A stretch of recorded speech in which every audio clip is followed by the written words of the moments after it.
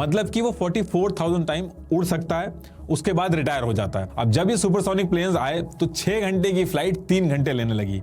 इससे number of flights बढ़ी और नंबर ऑफ फ्लाइट्स बढ़ते ही प्लेन की एज भी कम हुई। अब इतना पैसा लगा के सुपरसोनिक प्लेन्स बनाया गया, लेकिन लोग उसके बाद भी नॉर्मल फ्लाइट से यूज कर रहे थे पैसे की वजह से। अब ये सुपरसोनिक प्लेन्स बनाने वाले पैसा चाह के भी कम नहीं कर पा रहे थे, क्योंकि कॉस्टिंग बहुत ज्यादा थी। ये सुपरसोनिक प्लेन्स को लाने के पीछे मेन रीजन यही था कि लोग कम टाइम में अटलांटिक ओशन को क्रॉस कर लेंगे।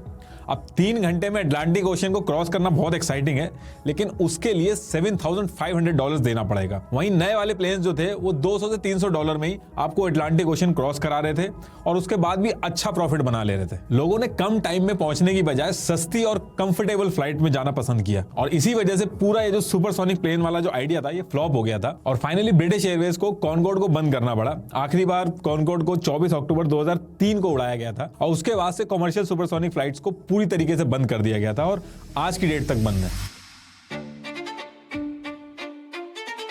अब इसमें एक चीज और है कि आज की डेट में जो हम सब सोनिक प्लेन्स जिनमें हम ट्रैवल करते हैं, ये भले ही सुपरसोनिक जितने तेज ना हो, लेकिन ये भी चाहें तो 700 माइल्स पर आवर की स्पीड पे चल सकते हैं, लेकिन इनको नहीं चलाया जाता है, बल्कि इसकी बजाय 500 से 550 माइल्स पर आवर की स्पीड पे इसको चलाया जाता है। और ऐसा इसलिए किया जाता है क्योंकि इस पर्टिकुलर स्पीड पे ये सबसे किफायती तरीके से चलते हैं, मतलब सबसे कम फ्यूल खाते हैं।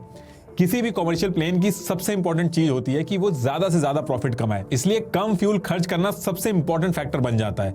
लेकिन इसके साथ साथ उसकी सीट्स भी इस तरीके से डिजाइन की जाती हैं कि उन पर बैठने वाले हर पैसेंजर से ज्यादा प्रॉफिट कमाया जा सके। अगर आप एक एयरप्लेन के अंदर सिटिंग अरेंजमेंट देखोगे तो ये जो एयरलाइंस हैं ये इकोनॉमी क्लास से पैसा नहीं कमाती हैं,